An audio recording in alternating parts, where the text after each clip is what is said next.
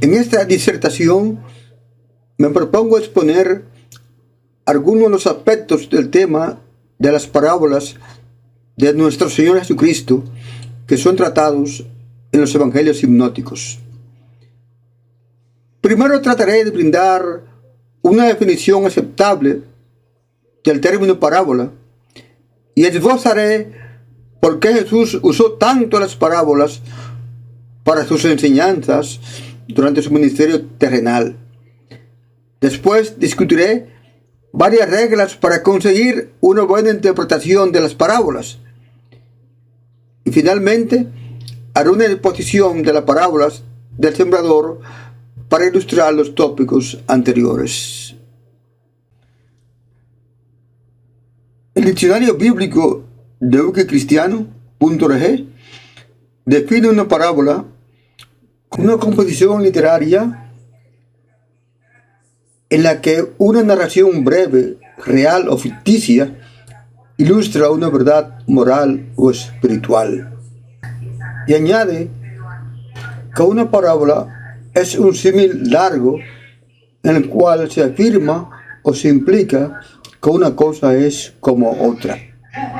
En cambio, Pablo Hoff señala que el término parábola viene del vocablo griego parabolé, que significa una cosa colocada al lado de la otra. Y comenta que en los evangelios hipnóticos una parábola se menciona como una historia breve referente a un aspecto humano que ilustra una verdad espiritual. Mike McLaughlin coincide con Hoff en esa definición y también alude al origen griego del término parábola, agregando que además que las palabras españolas comparación y analogía tienen un significado similar. Una parábola representa un método de enseñanza en el cual el maestro usa conceptos o ideas familiares para ilustrar conceptos desconocidos en términos que el discípulo entienda.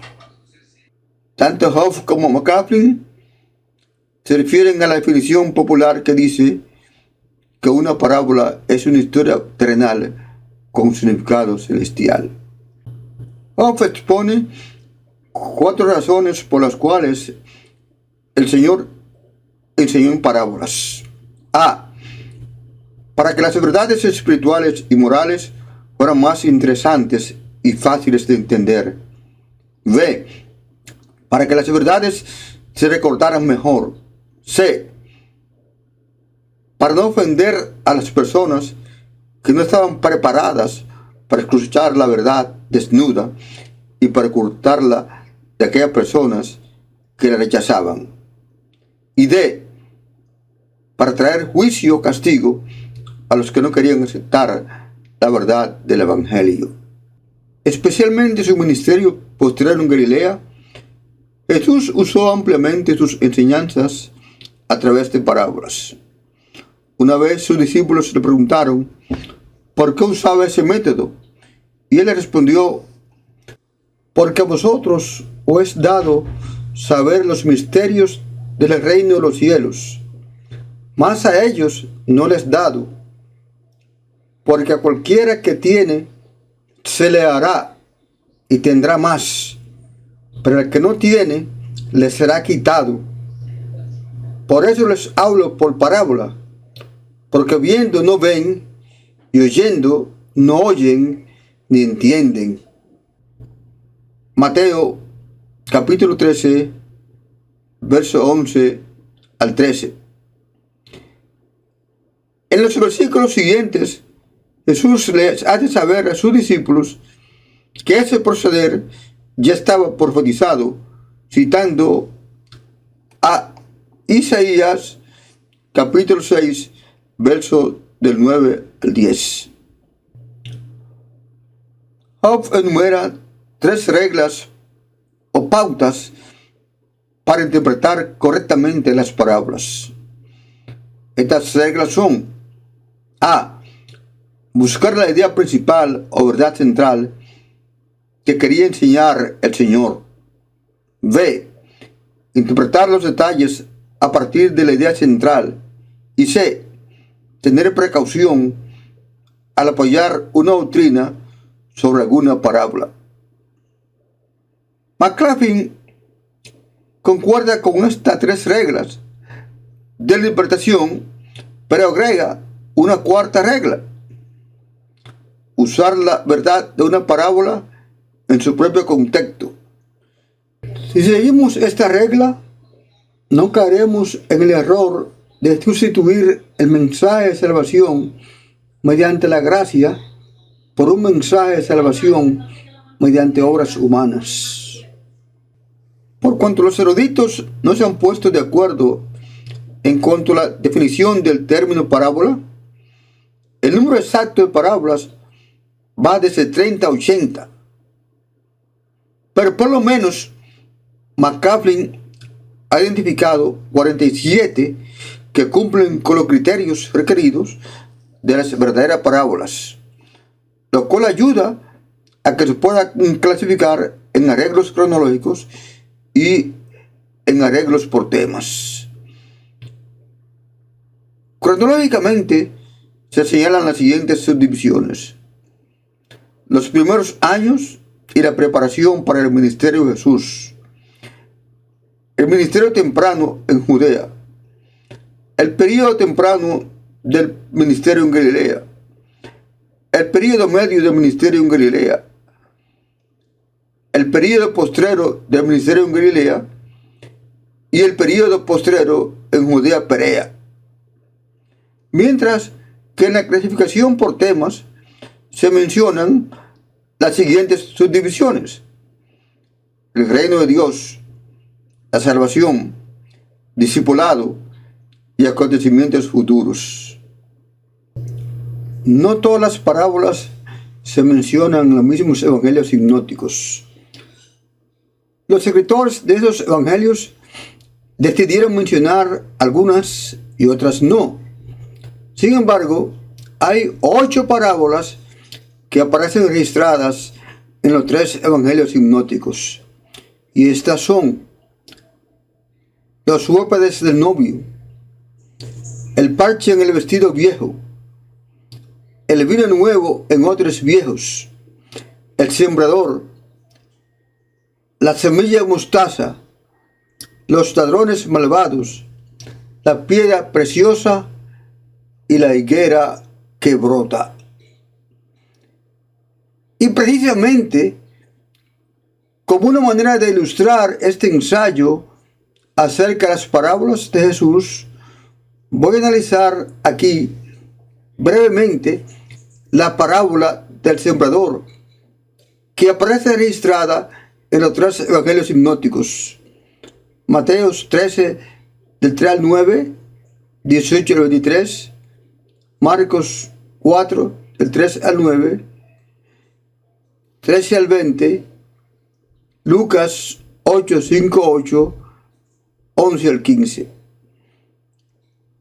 Y me voy a permitir copiar, usando la traducción de Reina Valera del 1960, los textos de Mateo de esta parábola. Y les habló muchas cosas por parábolas, diciendo: he aquí, el sembrador salió a sembrar, y mientras sembraba, parte de la semilla cayó junto al camino, y vinieron las aves y la comieron. Parte cayó en pedregales, donde no había mucha tierra, y brotó, porque no tenía profundidad de tierra. Pero salido el sol, se quemó, y porque no tenía raíz, se secó. Y parte cayó entre espinos, y los espinos crecieron y la ahogaron. Pero parte cayó en buena tierra, y dio fruto, cual a 100, cual a 60, y cual a 30 por 1. El que tiene oídos para oír, oiga. Hay que recordar que Jesús narra esta parábola durante su período medio en Galilea, Un ciclo de tiempo donde el escepticismo de la gente hacia el maestro era muy evidente. Y de una manera muy oportuna, Jesús aprovecha un instante en que una gran multitud de gente lo seguía para decir esta parábola, que tiene que ver con el establecimiento del reino de Dios y la salvación individual de cada uno de los miembros de la raza humana. Como ha de notarse, aunque el título que se le da a este relato es la parábola del sembrador, el énfasis que sobresale en la narración, la verdad central, es la diversidad del terreno, señalando el comportamiento individual del ser humano con respecto a la palabra de Dios.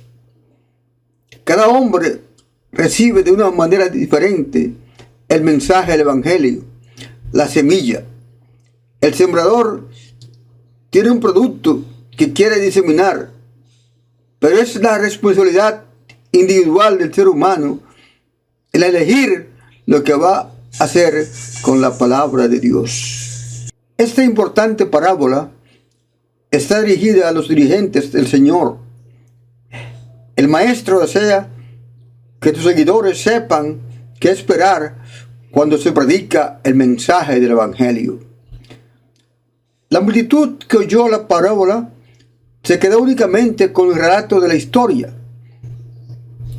Galilea era una comarca agraria y posiblemente estas personas que estaban escuchando sabían de la diversidad de los terrenos cuando se está sembrando. Lo que les sorprendería tal vez es la mención de que la cuarta clase de terreno dará frutos a 100, a 60 o a 30 por uno. Algunos estudiosos creen que normalmente lo más que podría fructificar un terreno con los instrumentos de la época sería un 7.5 por 1. John MacArthur y Michelin, entre otros.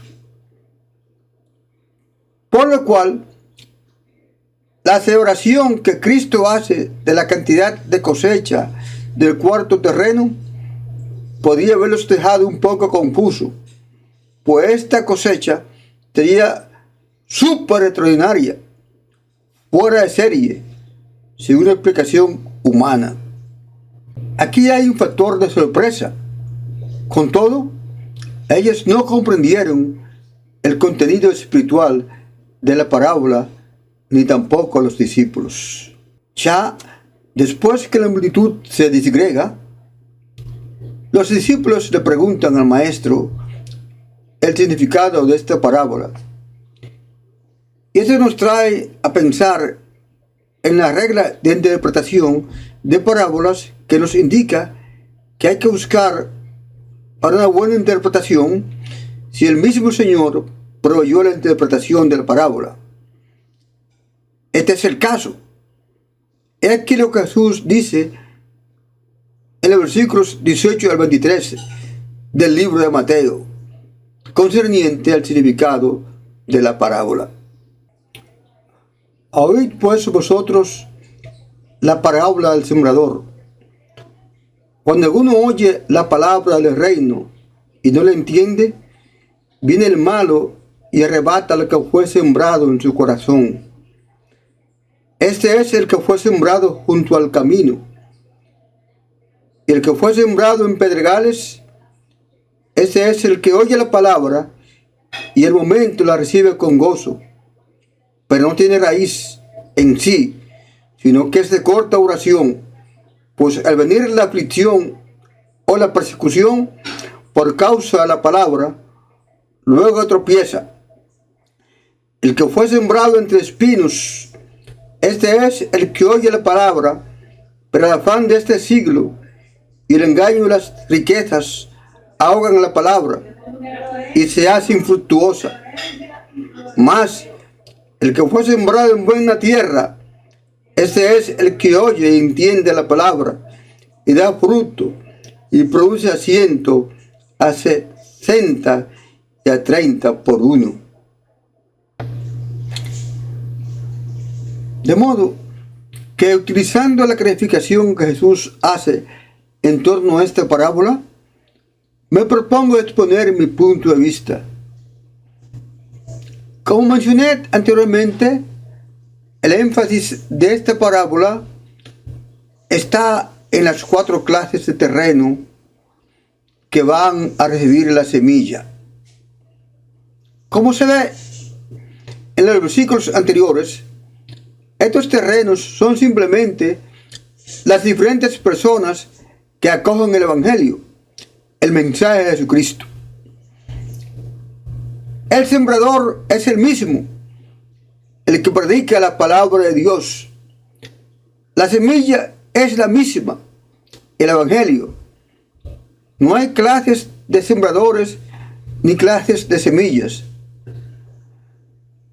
No tiene ninguna relevancia el tipo o técnica usada por el sembrador.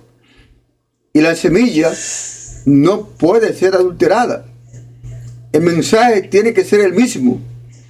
Lo que Cristo predicó.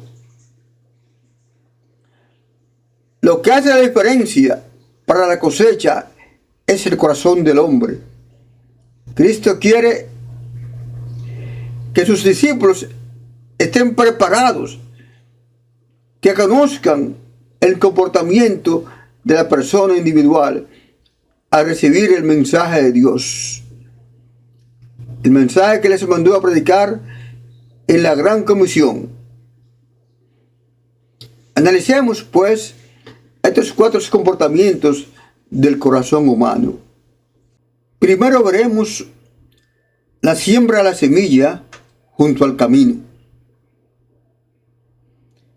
Cuando se predica la palabra del reino, algunas personas oyen literalmente lo que se está predicando. Están conscientes de que se está hablando, pero no entienden el mensaje.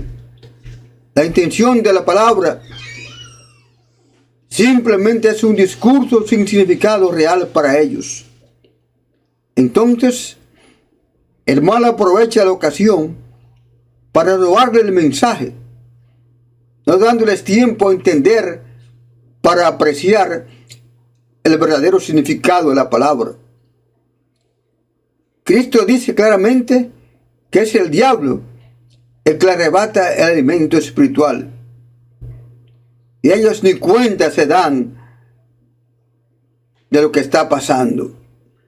Y se mantienen en una posición de indiferencia. Ahora veremos la siembra de la semilla en pedregales. El Señor dice que aunque la semilla se desarrolla rápidamente, la planta se seca porque la raíz no encuentra profundidad, y aclara muy bien que este terreno representa al que recibe la palabra con gozo, pero después se aparta cuando vienen las aflicciones. Este tipo de creyente es emocional, le gusta la palabra, ha sido tocado emocionalmente, pero cuando la emoción se va, deja al Señor. Su estado temporal de alegría desaparece. Tiene una voluntad débil, y una vez que las pruebas llegan, fluctúan. Job dice: reciben el Evangelio con gran gozo, pero su reacción es puramente superficial, emocional. La verdad no se adueña nunca de su corazón. Mientras todo marcha bien, parecen estar convertidos. Sin embargo, cuando las dificultades y la persecución se interponen en su camino, tropiezan y caen de nuevo en el mundo. Ahora nos toca analizar la siembra de la semilla entre espinos. Con cuánta precisión el maestro explica la siembra de la semilla entre espinos. Este es el que oye la palabra, pero el afán de este siglo y el engaño de riquezas ahogan la palabra y se hace infructuosa. Mateo 13:22. La semilla germina porque el terreno es fuerte, pero los espinos impiden un debido crecimiento. Los afanes y las riquezas son dos grandes obstáculos para que el hombre persevere en el reino de Dios. Jesús dice que ninguno le puede servir a dos señores, porque o aborrecerás al uno y amarás al otro, o estimarás al uno y menospreciarás al otro. No podéis servir a Dios y a las riquezas. Y Pablo agrega, porque raíz de todos los males es el amor al dinero, el cual, codiciando algunos, se extraviaron de la fe y fueron traspasados de muchos dolores. Ahora nos toca considerar la siembra de la semilla en buena tierra. A pesar de que hay 3 terrenos donde el crecimiento de la semilla no prospera debidamente, existe un 4º terreno, el bueno, donde la siembra es exitosa y se producen frutos a 100, a 60 y a 30 por uno. Este es el que oye y entiende la palabra. Es importante notar que este ser humano no tan solo oye la palabra, sino que también la entiende. Oír y entender la palabra significa el aceptar las condiciones del reino de Dios. Es entrar en una relación tan hermosa y verdadera con el Salvador que la vida resplandece de una manera extraordinaria.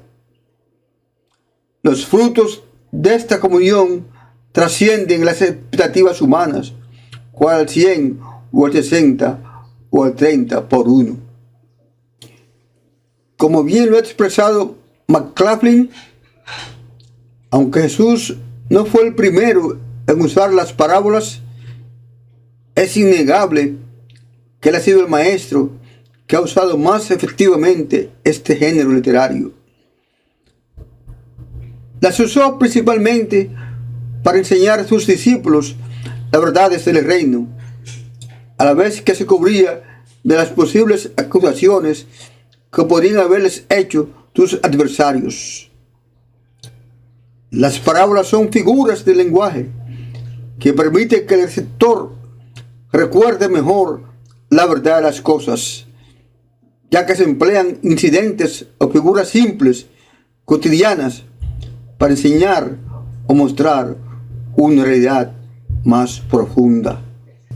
Sin embargo, hay que tener el cuidado de aplicar reglas sensatas para interpretar las parábolas, de tal manera que se pueda evitar una mala información por ponerle más atención a los detalles que la verdad central. Con todo, hay que estar agradecido de la eficacia de la transmisión del mensaje, de la enseñanza manifestada por nuestro Señor Jesucristo a través de las parábolas. A Él sea la gloria y la honra, ahora y por siempre.